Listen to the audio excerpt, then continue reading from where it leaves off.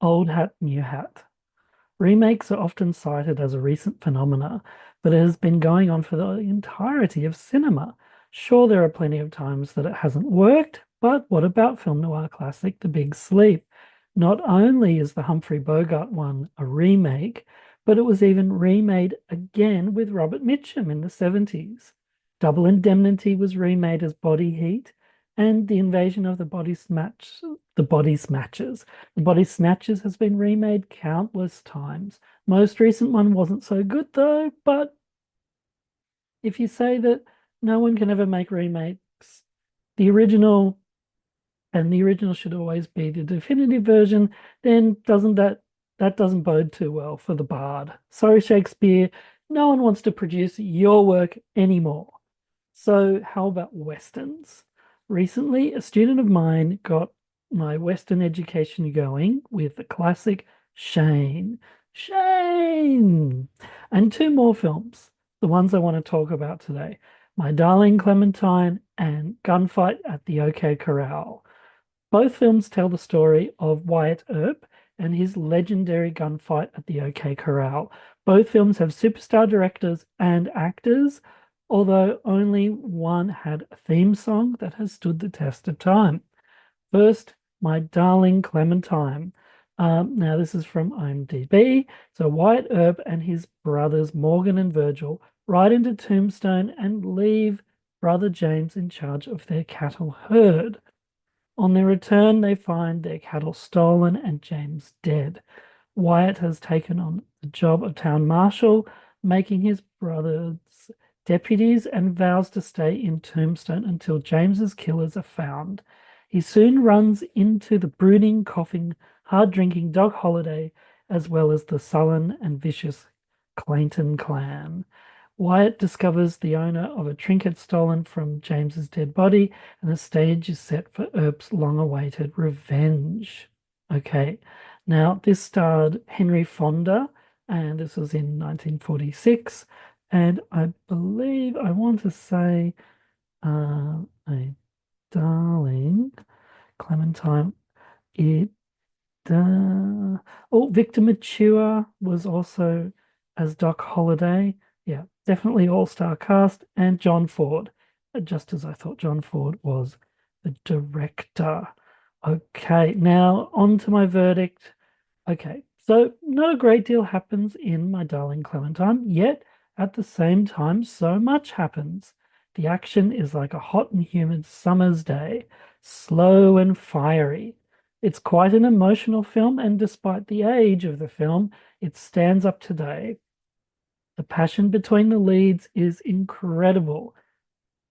It would be remiss of me to give away any spoilers, so I'm afraid you'll have to just take my word for it or watch the film yourself when I say that it is braver than most films today are.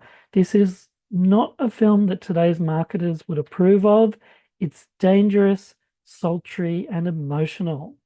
Okay, so on to Gunfight at the OK Corral in 1957.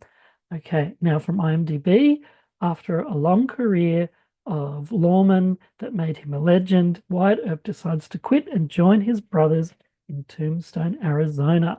There he would see them feud with the Claytons, local clan of thugs and cattle thieves, just as Shane battled. When the showdown becomes inevitable, the help will come from Doc Holliday, terminally ill gambler who happens to be another Wild West legend. And this was pairing uh, Kirk Kirk Douglas with um, Burt Reynolds, and I think director, not John Ford from memory.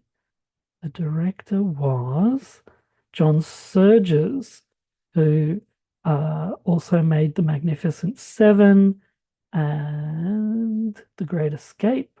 So, some pretty great movies by John Surges. A lot of action films. And that is what we've got here as well. So here's my verdict.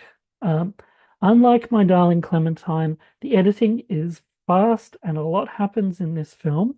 It's almost like television in the way it grabs you by the throat from the opening credits to the finish. Yet the film feels slower than My Darling Clementine, less dangerous somehow. The film takes a very prudish stance on the character's sexuality in comparison, yet it is a much more violently graphic film, and in the action, it sacrifices character development. You never really find out why Wyatt Earp came to Tombstone because he's already there when the movie starts, differentiating it from the previous movie in the last decade. Because we don't really know who they are when the action starts, it's for me, it was very difficult to feel anything for the characters. There is no emotional investment. So the thrill of watching someone we are rooting for in danger isn't really present in this version, in my opinion. Once again, the most interesting storyline is the way that Doc Holliday goes from, excuse me, goes from being enemies with Earp to the point where they fight together in the infamous battle. Um, that wasn't sacrificed. So, you know, okay, so I've been a little bit down on Gunfight, but here's my conclusion. Both films are classics and quite rightly so. But for me, my money is on My Darling Clementine, the more dangerous and emotionally engaging of the two.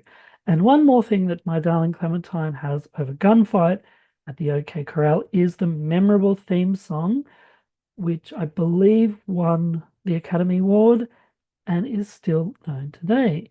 Oh, my darling. Oh, my darling Clementine. Okay, sorry. That's all of you unsubscribe because of my terrible singing. And let me just double check that it really was an Academy Award winning. Uh, was it? Hmm. Hope you keep watching as you're biting your nails.